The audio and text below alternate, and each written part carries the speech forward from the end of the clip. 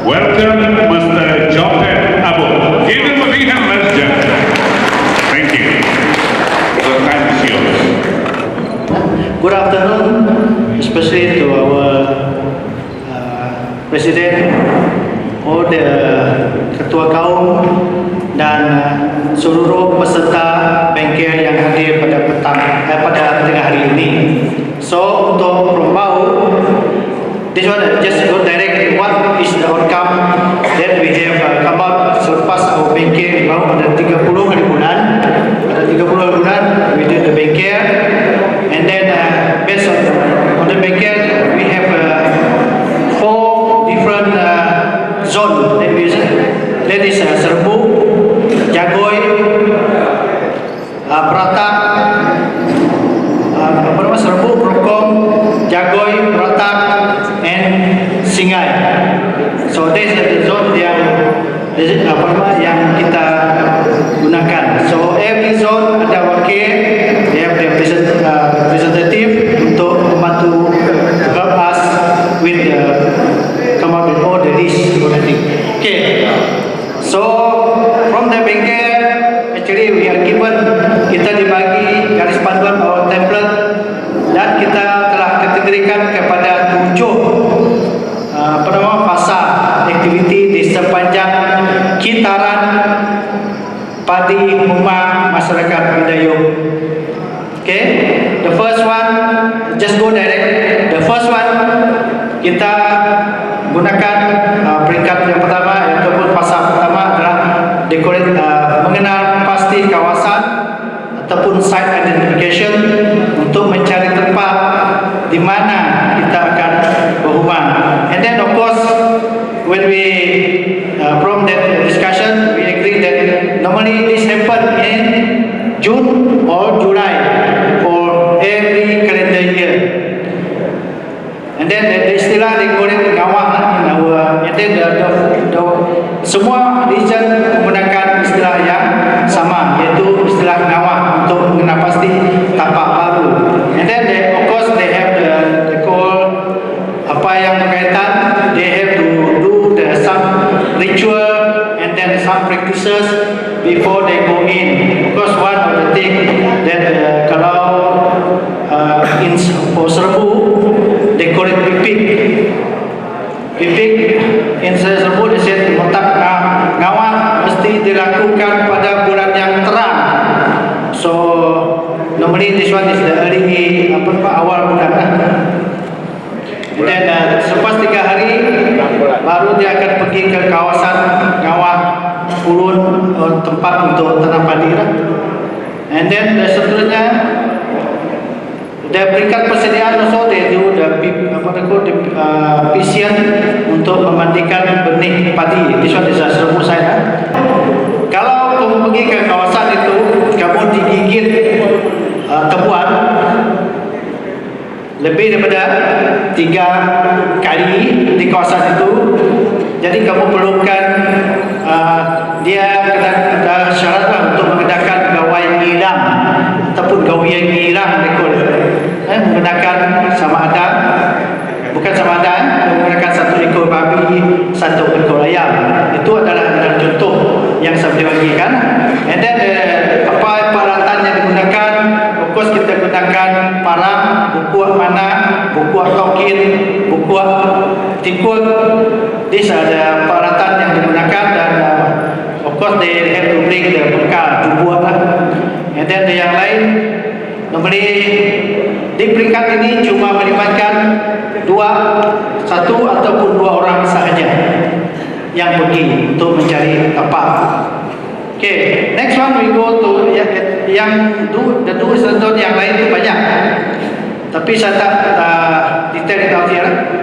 Okay, untuk yang fasa kedua, iaitu fasa untuk memula membuat land clearing ataupun menebas dan menebang. Ini dilakukan setelah dikenal pasti kawasan. So the process of menebas, menebang, seterusnya yang menebas pohon dan ranting-ranting dan sebagainya, mana-mana kena pokok-pokok yang besar ditebang. And then amalan ataupun ritual yang adakan di peringkat ini adalah normally dia akan buat satu contoh dia efisien peralatan macam parak, kapak, cangkul, rosi dan sebagainya. Dan juga dalam pada itu selepas menebang dia akan buat gawai jalan. Ini dalam versi serbu juga ya. Gawai orang.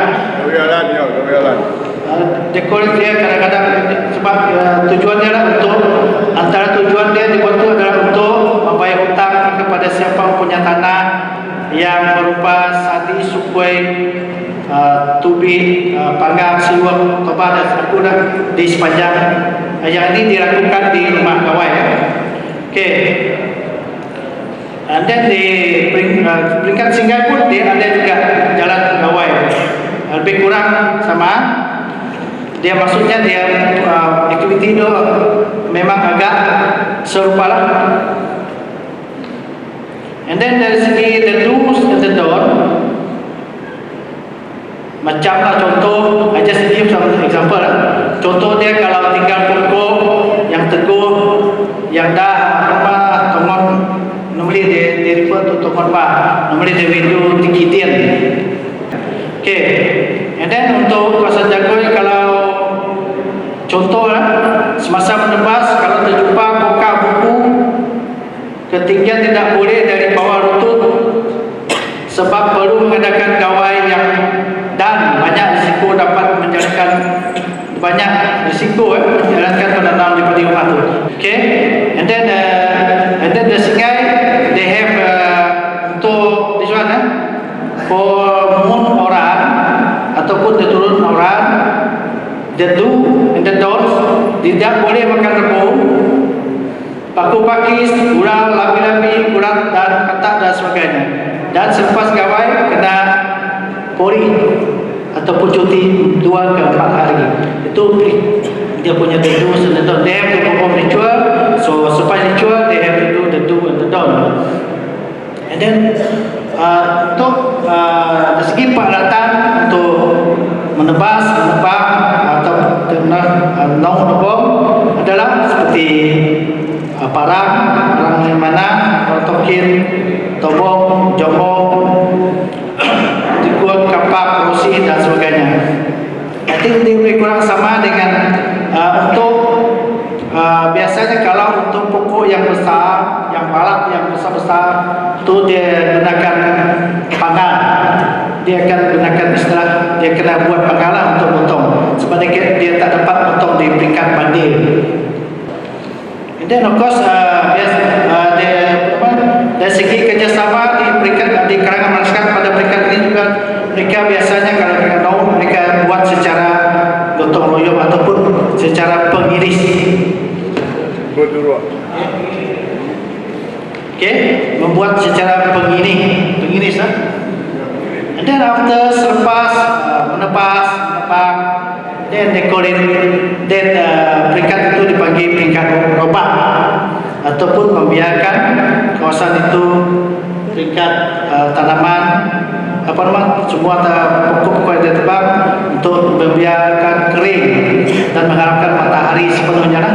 Sekurang-kurangnya 2 minggu selepas menebang ataupun 3 minggu.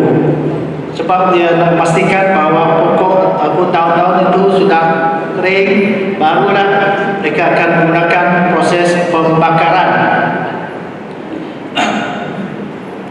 Pembakaran ataupun nyaung. Dia seperti what do you mean by robak? Robak maksudnya kalau ini dia pakai istilah Melayu dia biarkan ataupun tumbuh yang dari terbang itu kering itu saja. And then after that come to nyaung. Sama juga dengan yang untuk dah bincang sebelum nyaung, you kena dia ada ritual dia sendiri. Dia ada juga cara langkah dan sebagainya. Tapi yang pasti sebelum menyaung dia kena tengok arah angin dari mana. Tapi sebelum itu dia kena prepare what they call buffer zone dia supaya api tidak merembak ke kawasan di sekeliling. Itu kawasan bahwa dia. And then teknik pembakaran, dia akan melihat kepada arah angin. Biasanya dia menggunakan pembakaran, of tadi kita menggunakan, kita panggil shock ataupun macam obor api. And then kita mulakan tengok dari arah angin di sebelah mana.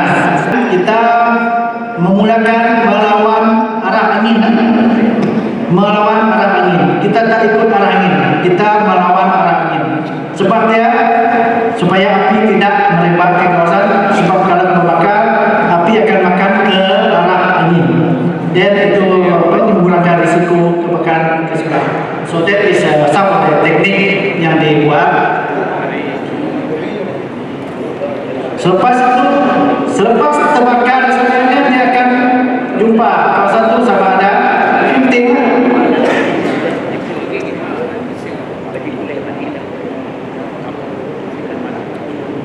Dia akan berehat 1 hari. Ini contoh serabut yang ambil. And then dia akan menggunakan pembersihan. So di dalam pembersihan, sekiranya ada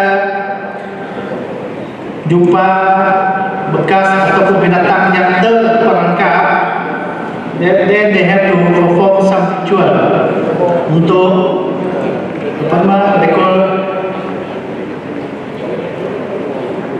memberi hormat kepada binatang yang terbakar itu tadi.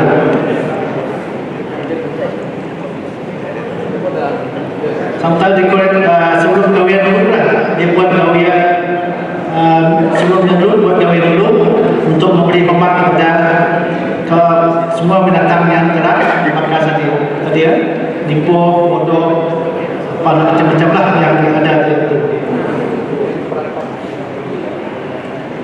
Then of course sempat dibakar prosesnya, that one is peringkat.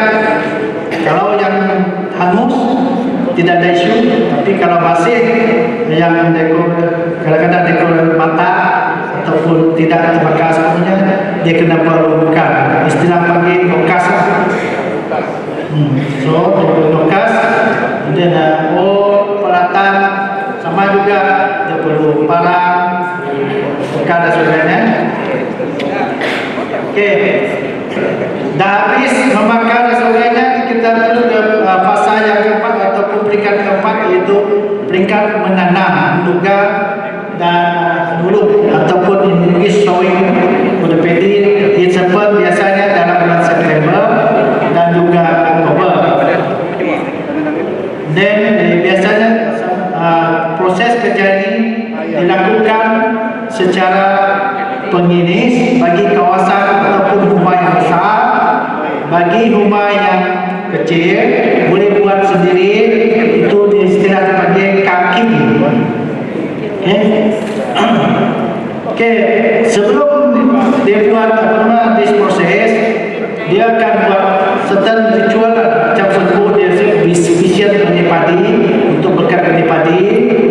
Kalau di Indonesia dia set boris tubuh, and then di peringkat jagoy dia perlu mengadakan gawaian dulu.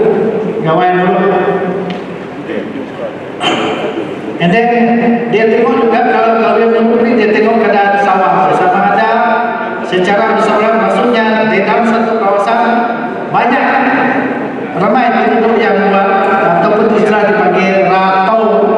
Ada orang kena buat tu di rumah gawai, kalau dibuat oleh kakak adat.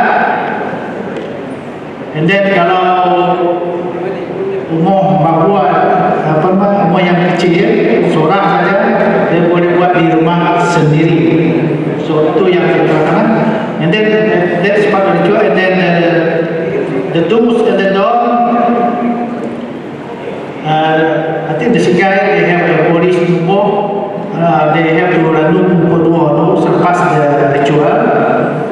And then the serbu tidak boleh dia tak boleh memulakan menanam di bulan bubuk, bulan pemuk, bulan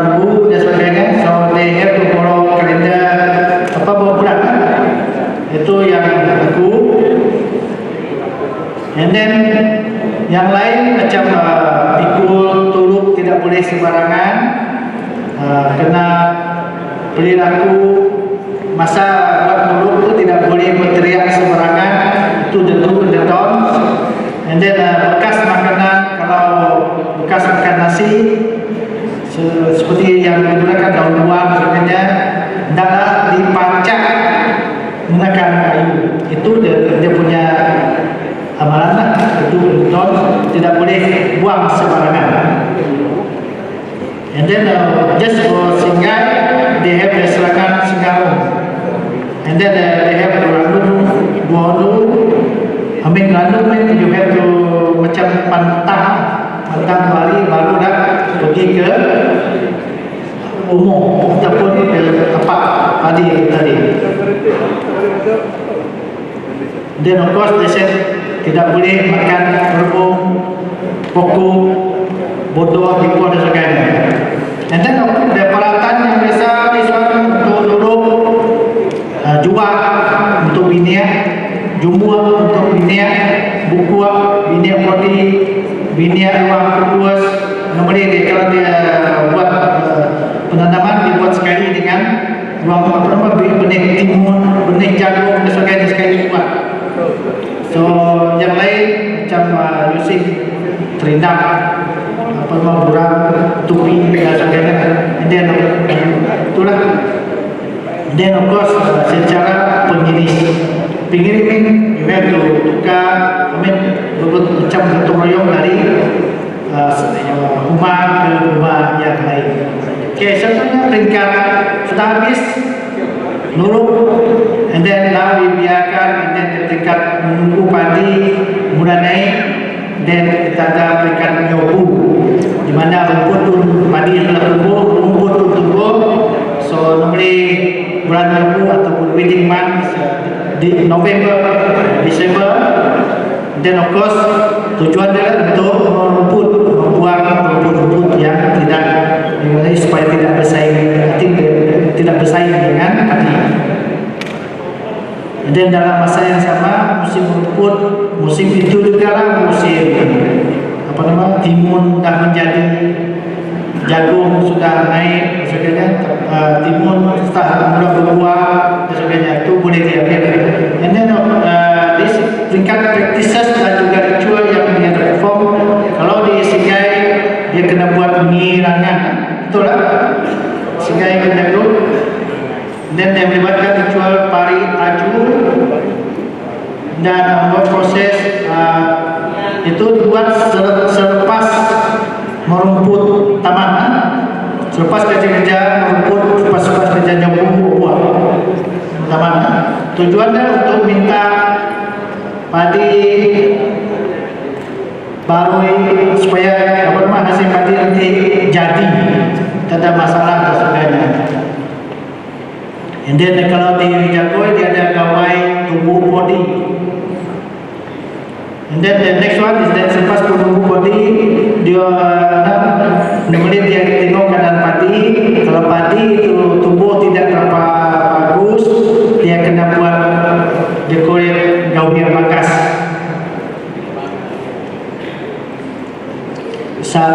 supaya padi itu tidak dikacau oleh serangga perosak dan penyakit dan sebagainya, dijauhi batas.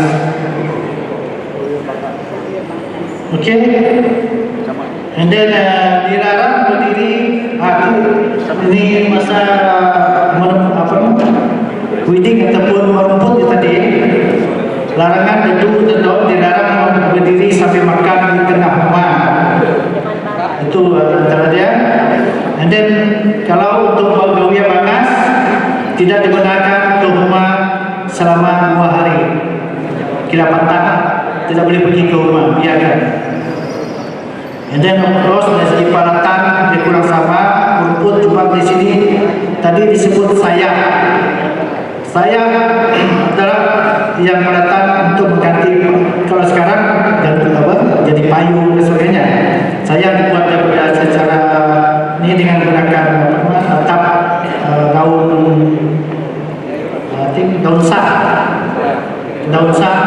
dan selindak. So selepas nyobu, then they do some activity lah, seperti tunggu padi untuk masak dan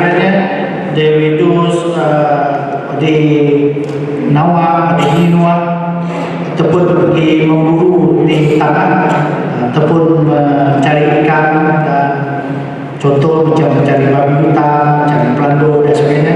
Musim itulah musim dia beri, musim dia mencari ekstra makanan itu istilahnya. Okey, dah habis mulai dari tingkat padi dah masak memenuhi start lagi nak menuai hasil jangkaan di dalam bulan Mac, April ataupun Mei. Seterusnya kita tahu kriteria. And then istilah dipanggil kalau memetik hasil, kalau istilah Melayu mutua. I don't know ada tak sama istilah dia dengan Serian dan Mundu. Mutum. Okay. So di semua zon di bawah istilahnya sama. Okay. Dia dua lah hukum ni sama ada yang hukum padi ataupun hukum buah tanaman lain yang telah ditanam tadi, contoh macam timun, terung, jagung dan sebagainya. Dan the proses also dibuat secara mutua secara ini dari dalam satu kampung they move from farm to farm. And then the do's and the don't, kita lihat kalau singai sebelum dia pergi menetap, they have jurang, I don't know apa maksud dia ni, jurang lebih baru. Oh ni, I think they want the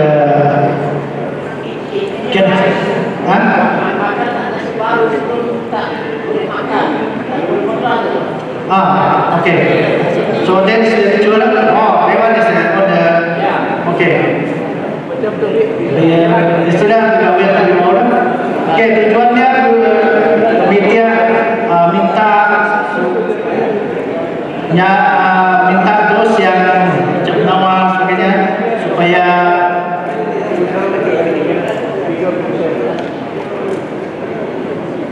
membantu di bawah. Dia explain dalam video ini ya, saya baca ya. Bidua bidoa mitiada menyawa hidap di bokap butuh deman minum dua minum semua. So that is the explanation lah daripada. Then the next one is harvesting ritual, melibatkan 2 ke 3 tangkai padi yang sudah masak dibawa balik letak dalam jumbuah belarang di kampung untuk upacara gawai sporting. So ritual dia seperti gawai sporting. So selepas tu dia ada pantang 2 hari, dan yang kedua tuai padi dalam satu gantang untuk makan beras baru sekeluarga. Yang tu dia bilang apa? Makan beras baru ataupun mantubi bau. Okay. That is serbu. Because there's some different ya kan. Serbu. And then kita lihat ada jagoy. Kalau jagoy dia set untuk body dua ni dia. I mean you share your hasil to the spirit or whatever lah. Dan naik tukar, naik pakai tukar ambil reja zaman masuk umur punya. So dia istilah nanti dia boleh convert ke yang ini. And then dari masa sama juga mengadakan gawai tekara. Kalau gawai tekara iaitu sekiranya semasa menuai padi ada masalah, so kena perform gawai tekara. And then next gawai yang diperform adalah gawai penumpang. Sesuatu tujuannya untuk kasih ataupun untuk menghindar dari dos yang roh-roh yang tidak baik lah, yang boleh mengganggu padi, yang boleh menyebabkan hasil kekurangan dan sebagainya. Dan the do's and the don't, masa menuai di kawasan Spoti dan dari arah ke kanan. Dia start, kalau mesti menuai dia dimulai dari barat, kanan di kawasan yang di sporting ataupun sepadan gawai sporting itu tadi. Dan semasa proses menuai mesti letak satu bungkus nasi nasi sobut. Nasi sobut dalam daun buah dan nasi buah dekat si poti yang dekat sangkas poti yang telah dibuat di rumah. And then you walk then di tampuk kecil.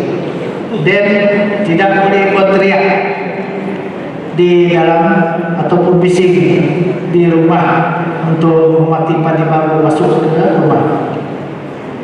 Kos peralatan yang digunakan masih juga guna buah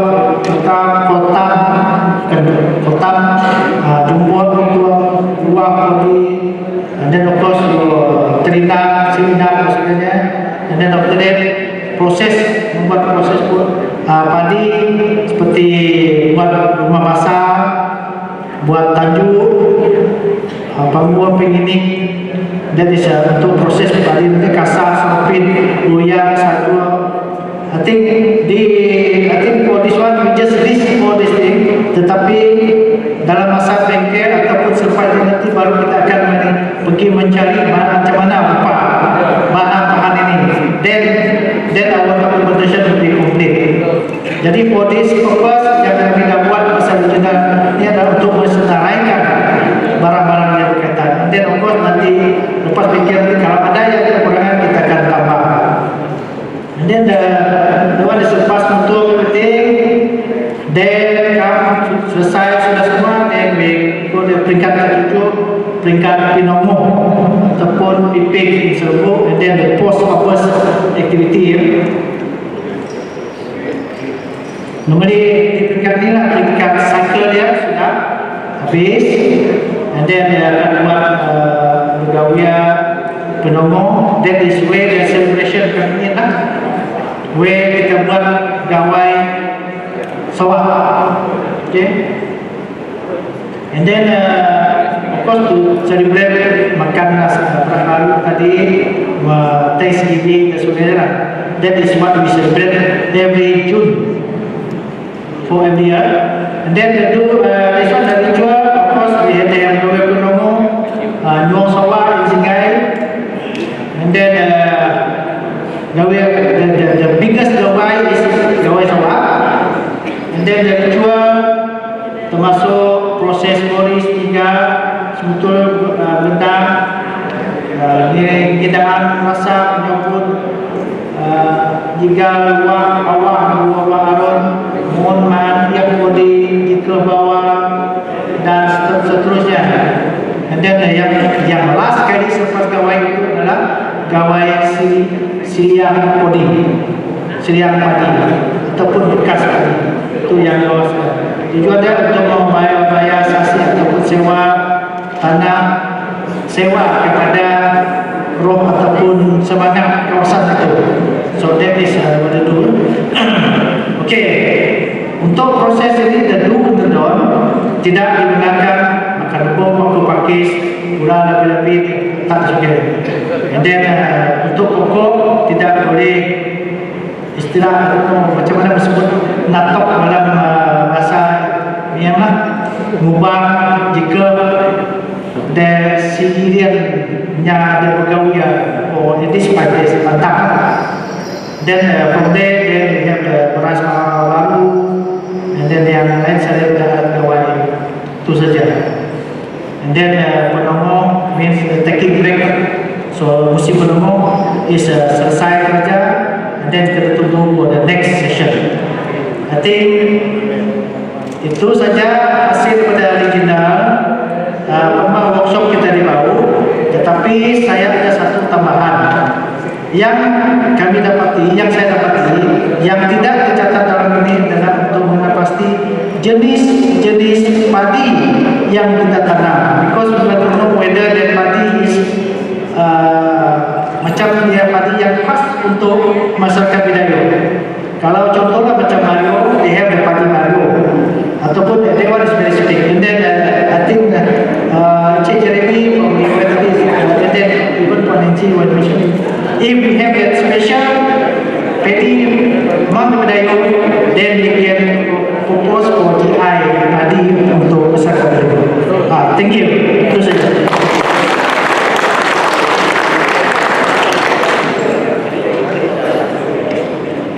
This is actually within time frame, yeah? Give him a big hand once again. Right, okay.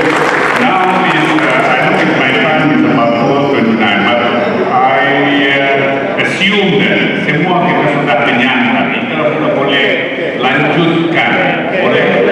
Boleh, ya? Kita masih kenyang, alright? Alright, so with that, I would like to call upon the Siburan Regional, right? The presenters is Tua Kaum Sadi Aman Hasan, and subject matter expert is Mr. William Kuto. Alright, with that, we give the time to the Siburan Regional